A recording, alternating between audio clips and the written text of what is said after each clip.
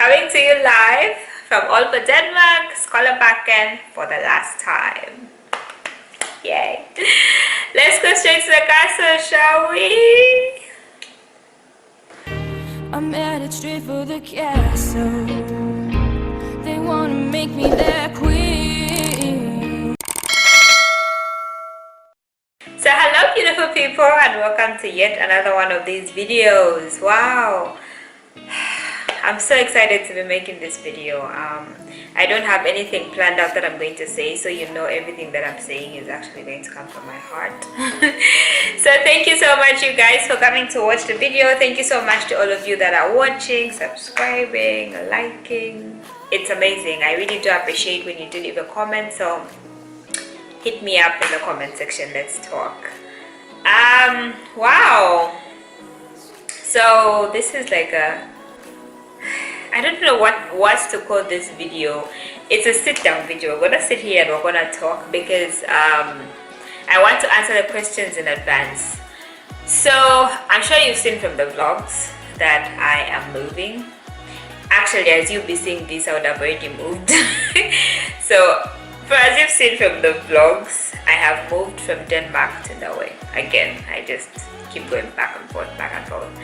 So now I live in Norway. It's weird to say it because I'm not yet there right now, but when this video, I'm sure by the time I'll be airing it, I'll be living in Norway. Yes, because I'm living today. Not immediately after recording this, but later in the day. Yeah, so I just wanted to answer the questions in the advice for why have you moved, what's going to happen. I'm just predicting the questions. Of course, I can do a Q&A later, but I just want to kind of explain that whole situation of why I have moved. Basically, I'll just be answering the why I have moved question, because I am guaranteed it's going to come. So I don't even know where to start from. I kind of want to start from the beginning. So when I first went to Norway, I was at a place in my life where I just needed a fresh start. Like I just needed to be somewhere where I can start again in terms of just my whole life, rearranging it, what I want, what I don't want, and all of that. And that's what I did, really. That's what happened. And yeah, I was only supposed to be in Norway for a few months, but then COVID happened, and then things changed. And much as there were so many bad disadvantages and all of that with regards to COVID, it kind of allowed me to take this journey, which I am absolutely grateful for. Not that I'm grateful for COVID, but yeah, I hope you really do get what I'm trying to say. And yeah, so that's how I got the opportunity to come to Denmark to do a 2-year program and a 2-year culture exchange program thingy. And it's now almost 2 years. I think I have 3 more months left on my contract, but then I won't be finishing it because I actually quit my job. Yes, because I want to go back to Norway because I'm going to study there. I'm going to be a student. And yeah, basically that wasn't so hard. That wasn't so hard to explain. So like basically that's like the kind of timeline.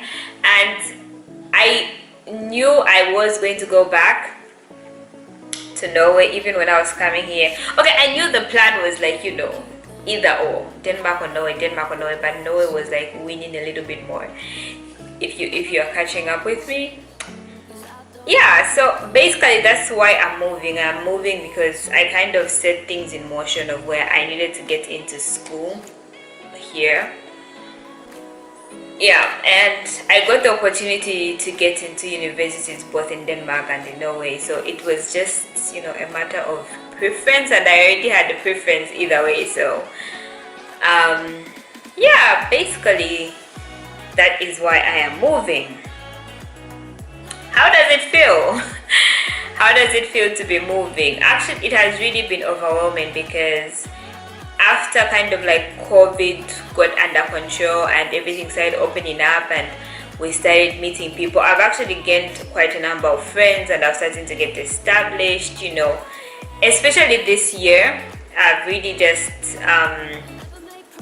these last 6 months because it's only been 6 months of this year, so these last 6 months I have really, like, you know, invested in a community and began to get accepted and all of that. And I was beginning to integrate and I could speak the language, not fluently, of course. My speaking is still kind of terrible, but it's understandable. It's at that level where, like, okay, she's trying to say this kind of situation, and I could read and write and all of that. And it was just, you know, I was starting to integrate, but then I couldn't run away from like the end goal, which was for me to get into school, and I needed to get into school in a country that was favorable to me, my economy and all of that, because it is actually pretty much expensive to study in Denmark as an international student as compared to Norway. So the choice was inevitable. It was really non-negotiable. So yeah, it's really bittersweet. I've been so busy the past days just trying to pack up my whole life again to move back to Norway, and this time it was like a little bit more because when I was in Norway I knew I would live in a few months, but then here I've stayed for almost 2 years, and I mean, I decided to make myself feel at home. I integrated, and so it has been a lot bittersweet, and I've just been, I think keeping myself busy has helped me get distracted from the fact that, okay, a lot has happened and there's so much I need to be proud of myself that has happened over here. And I'm just like thinking about it, I'm like, wow, how did all of this even happen to me and all of that. And I'm just absolutely grateful for the experience. I am grateful that I got to experience this kind of life, and it might have not been as glamorous as, you know, maybe I portray it to be when I'm making these videos, because a lot of things happens in the background. Like, being an international is hard. It is really hard, and a lot happens in the background. And yeah, I might not want to share in these videos because for me, I want to keep the good memories, the precious memories. I'm not going to be documenting when I'm arguing with immigration. And I think I never even told you guys what happened when I went to Zambia and I couldn't come back. So it's, being an international is really hard based on my experience, just from job hunting to integrating into a society, especially in a country that doesn't speak like English as a universal language. They have their own language. It's hard. It really is hard. And I know I'm always making these videos. I think there's a video up about how to move to Scandinavia and all of that. It's not impossible. It really is not impossible. It's just, you, I think everybody should be aware that it is hard, and you will face them challenges. You will face people, you'll feel as if like people are just against you. They don't want you there, like really, like even when things are a little bit straightforward. Side story. Yesterday I went to the service center in the bus station because I needed a new travel card. The one I had was a work card, so I needed to hand that in. So I needed like a personal travel card because I've been using the one for at work this whole time. So I was already in the system, and you know, as I said, I've already integrated. So even when I was doing it, I spoke to the lady in Danish and all of that, and it was slow. I mean, she could see that I was, you know, a learner, so she bared with me. But then there was like somebody who came like in between my session because I had to fill out a form. So she attended to somebody else who was filling out this form, and the person was like, you could tell like they were new and they wanted to get like a travel card and all of that. And the woman, it was a woman, she couldn't really speak English so well. So it was that thing of where if English is not your first language, and for these guys it's not for them, so they expect you to just speak straightforward. But for somebody who is learning English, you can tell that okay, this person doesn't speak that much English. Yeah, and so the woman was trying to explain herself, and like, you know, like she wants a new travel card, blah blah blah blah blah blah blah.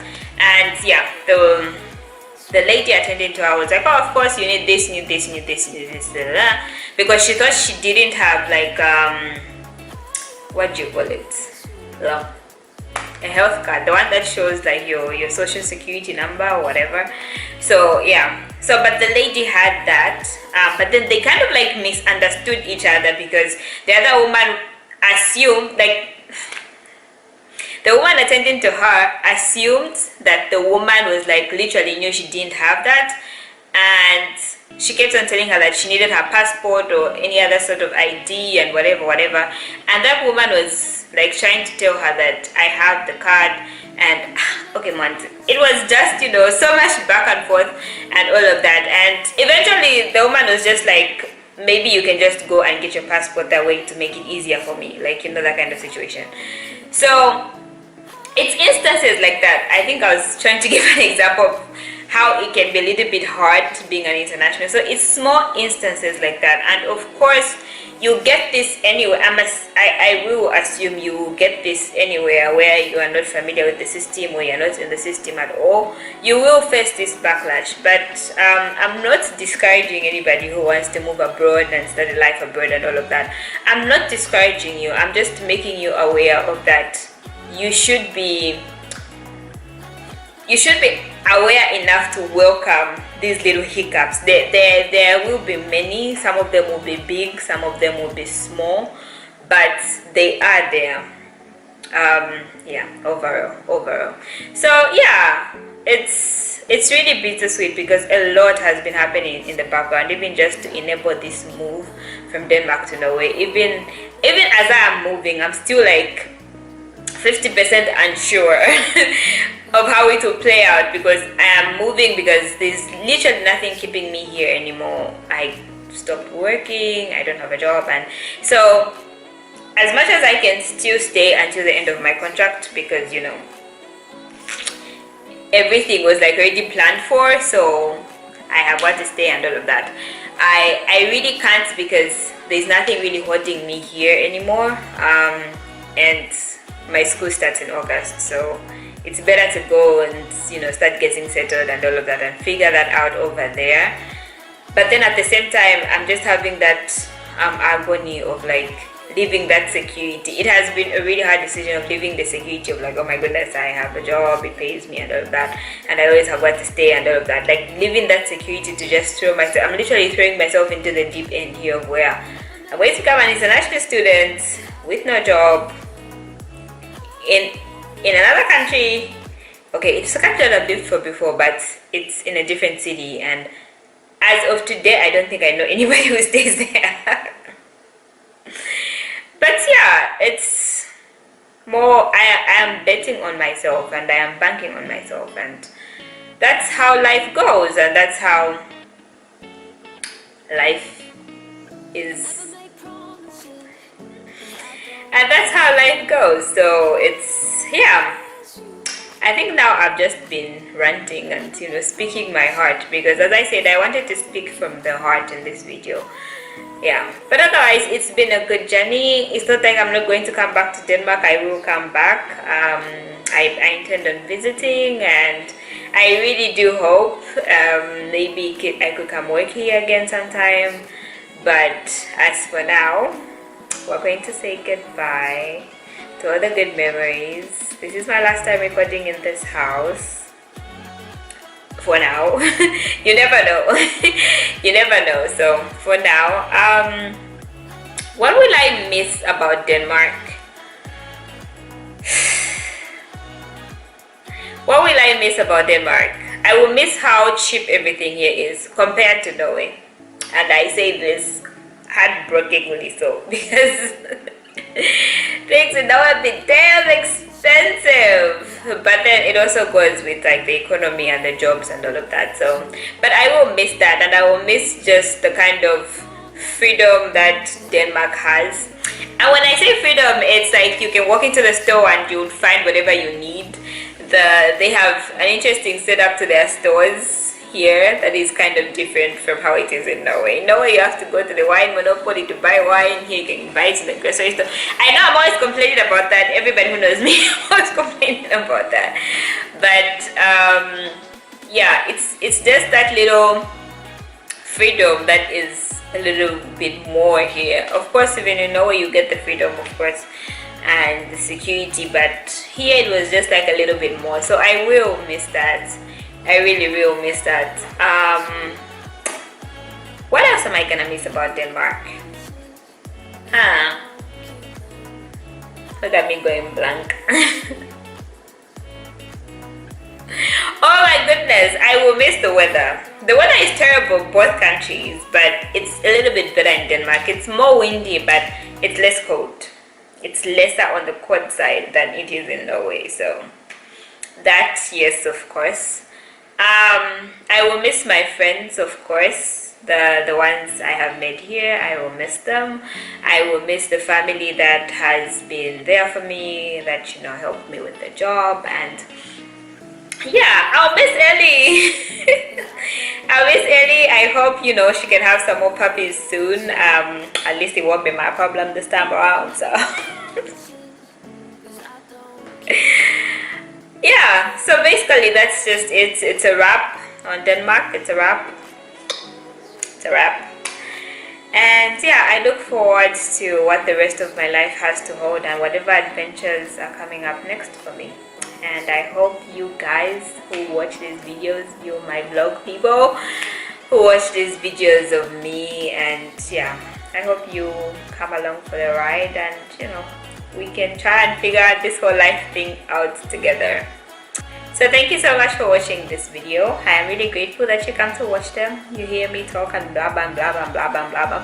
So thank you for watching.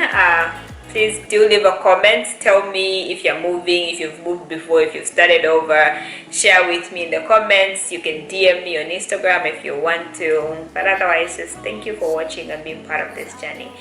And I'll see you in the next videos. Toodles.